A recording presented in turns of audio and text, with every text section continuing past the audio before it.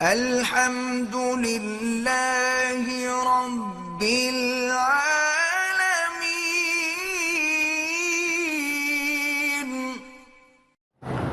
سیدنا امیر المومنین عمر بن الخطاب رضی اللہ تعالی عنہ کے دور میں آپ کے زمانے خلافت میں ایک عورت آئی. اس وقت تو پھر یہی ہوتا تھا نا جی کہ وہی مسجد نبی ہے، وہی عدالت ہے، وہی سپریم کورٹ ہے، وہی ہائی کورٹ ہے، وہی عسکری ہیڈ کوارٹر ہے، وہی سب کچھ جو کچھ ہے مسجد میں ہوتا تھا. اور خلیفۃ المسلمین خود مسجد میں بیٹھ کر نماز کے بعد، ہاں بھائی کسی کو کوئی تکلیف ہے؟ ہاں آج تو جی کسی حاکم کو ملنا جو ہے وہ ایسا مشکل ہے، اللہ معاف کرے. کیٹو پہاڑ پہ چڑھنا آسان ہے، کسی افسر کو ملنا مشکل ہے. سوال ہی پیدا نہیں ہوتا. انگریزوں نے ایسا پٹی پڑھائی ہے، ایسا سبق پڑھایا ہے کہ ان کو عوام کے ساتھ ملنے ہی نہیں دیتے کہ بھی ان سے فاصلہ رکھو ورنہ تمہارا روز ختم ہو جائے گا.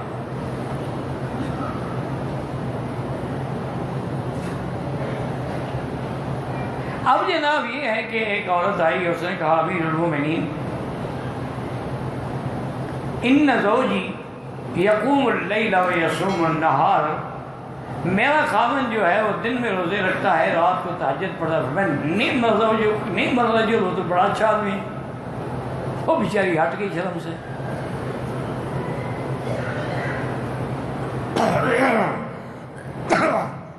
حضرت ابن عباس کے ایک روایت میں حضرت کعب بیٹھے تھے، ابی ابن کعب. انہوں نے فرمایا امیر المومنین وہ بیچاری خاوند کی شکایت کرنے آئی تھی، تم نے اس کی فریاد ہی نہیں سنی.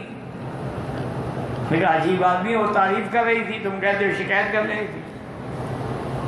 انہوں نے کہا جناب وہ کہہ رہی تھی کہ حضرت صاحب صوفی ہو گئے ہیں، دن میں روزے رکھتے ہیں، رات کو تہجد پڑھتے ہیں، میرے حق کون ادا کرے گا؟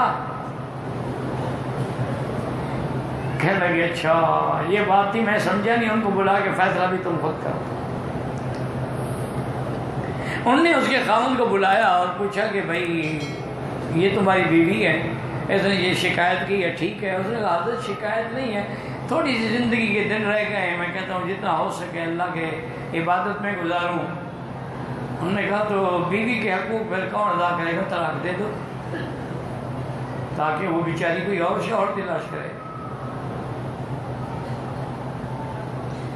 انہوں نے کہا اچھا جی گزارش یہ ہے کہ کیا ہمیں اللہ کا دین یہ بھی پابند کرتا ہے کہ اتنا حق عورت کا ہے؟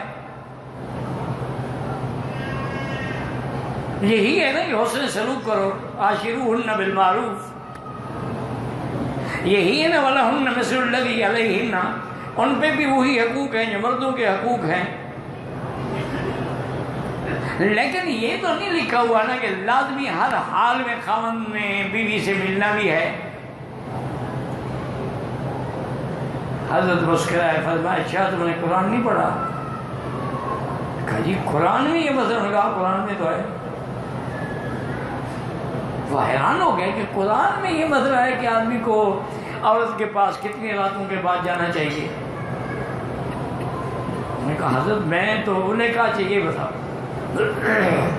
ایک آدمی بیک وقت نکاح میں کتنی عورتیں رکھ سکتا ہے؟ انہوں نے کہا جی 4. فَانْكِحُوا مَا طَابَ لَكُم مِّنَ النِّسَاءِ مَثْنَىٰ وَثُلَاثَ وَرُبَاعَ. اب تو خیر ایسے ایسے لوگ بھی پیدا ہو گئے نا. ایک شیعہ مولوی تھا، اس کی 9 بیوی تھا بھی مولوی، اور کتابیں بدبخت کو یاد تھی. میرا احترام کرتا تھا والد صاحب کی وجہ سے، کبھی آمنا سامنا ہو جائے تو بڑا ادب کرتا. ویسے تو بے دین قسم کا آدمی تھا، وہ مونچھیں بڑھائی ہوئی، داڑھی منڈائی ہوئی، اتنی مشین سے داڑھی رکھی ہوئی، 2 لڑکے ساتھ رکھے ہوئے. بہانہ یہ تھا کہ یہ کتابیں اٹھاتے ہیں اور مناظرے کے وقت میں مانگتا ہوں حوالے تو کتابیں دیتے ہیں. بہرحال اللہ والا تو اس نے کہا کہ میں نے اسے پوچھا، خود پوچھا، میں نے کہا یار یہ تم نے 9 بیویاں رکھی ہوئی ہیں، کیوں، کیا اس میں کیا تعجب ہے؟ حضور کی جب وفات ہوئی آپ کی کتنا بیویاں تھیں؟ میں نے کہا 9 تھی۔ کہنا اچھا قرآن میں کیا ہے؟ میں نے کہا قرآن میں فن کے ما طاب لکم من النساء مثنی وثلاث ورباع، نے کہا 2 3 5 اور 4 9 ہوتی ہے۔ اور نے کہا مکی صاحب قرآن میں بھی تو 9 ہے نا، ورنہ یہ تو نہیں ہو سکتا نا کہ پیغمبر کے لیے الگ حکم و شریعت امت کے لیے الگ ہو۔ اور میں نے کہا بدبخت آدمی، تم اللہ کے قرآن کو نہ بدلو، اگر یہی ترجمہ ہے جو تم کر رہے ہو تو حضور پاک نے ہجرت کے بعد کیوں فرمایا مہاجرین سے کہ جن کے پاس 4 عورتوں سے زیادہ بیویاں ہیں وہ باقی چھوڑ دیں، 4 رکھ لیں، 4 سے زیادہ نہیں رکھ سکتے؟ کیونکہ پہلے بھی یہی تھا نا، بڑے بڑے لوگ جو ہے 8 8 10 10 20 20 عورتیں گھر میں رکھتے تھے، لیکن جب مہاجرین ہجرت کر کے حضور نے خبردار 4 سے زیادہ رکھنا ناجائز۔ یہ تو اتفاقی قید ہے کہ 2 رکھ سکتے ہو، اچھا 3 بھی رکھ سکتے ہو، اچھا 4 بھی، یہ تھوڑا ہی کہ ان کو جمع کرتے جاؤ۔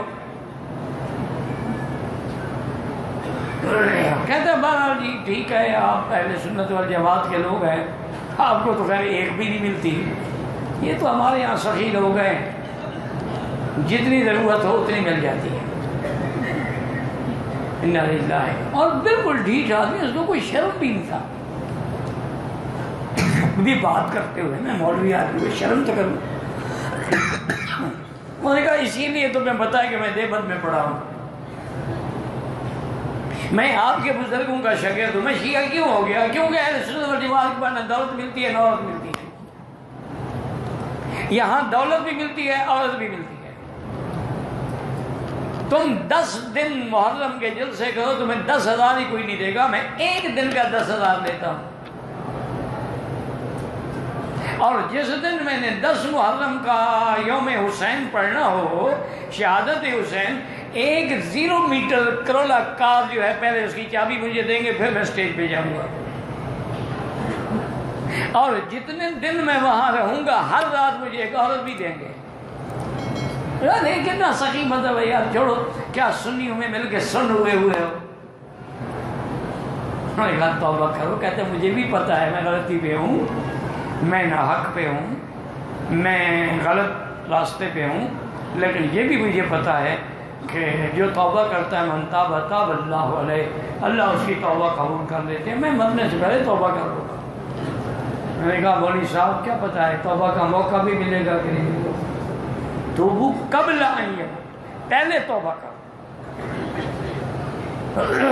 توبہ کر دن در جوانی شیوہ ہے پیغمبری، جوانی میں توبہ کرو، بوڑھے ہو گئے اب ٹانگیں جناب قبر میں ہیں، تو اب جب عورتیں چاچا کہنا شروع کر دیں، اب کہو گے جی میں نے کبھی غیر عورت کو دیکھا ہی نہیں، اب تمہیں کون دیکھتی ہے کہ تم دیکھو؟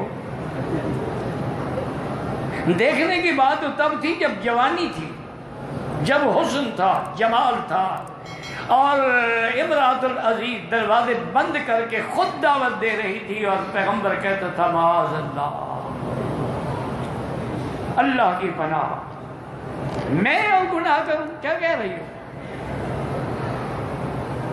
اور ایک روایت میں یہ بھی آتا ہے کہ امراۃ العزیز نے اپنے بیڈ روم میں ایک اپنے بت کا ایک تمثیل بھی رکھی ہوئی تھی، تو اس پہ کپڑا ڈالا اس نے، تو حضرت یوسف یہ کیا کر رہی ہے؟ انہوں نے کہا میرا خدا ہے۔ انہوں نے کہا اچھا یہ خدا کو تم، اور جو اصل دیکھنے والا ہے اس سے نہیں حیا آتی؟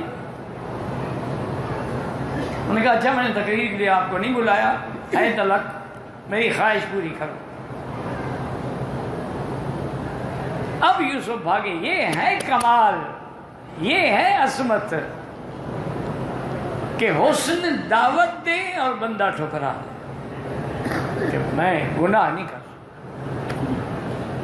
یہ ہے کمال کہ لڑکی حسین و جمیل ہو، اور دعوت دینے والے بھی آگے بڑے بڑے پھنے خواہ قسم کے لوگ، وہ کہے خبردار میں نے کبھی اپنے سوا کسی غیر محرم کو ہاتھ بھی نہیں لگایا، تم کیا کہہ رہے ہو؟ تو اس لیے حضرت حیران نے کہا جی 4 بیویاں رکھ سکتا ہوں. انہوں نے کہا اچھا 4 بیویاں اگر ہوں تو ہر رات جو ہے ایک کے بعد جائے گا دوسرا، دوسری کے بعد تیسرا، تیسری رات چوتھی، تو ہر بیوی کا چوتھی رات حق آئے گا نا. پھر روزانہ جو ایک کے بعد رات گزارے، ایک رات ادھر ایک ادھر ایک ادھر ایک ادھر، تو سب معنی یہ ہے کہ 4 راتوں کے بعد اس کا نمبر آتا ہے. تو 3 راتیں تم عبادت کیا کرو اور چوتھی رات بیوی کا حق ادا کیا.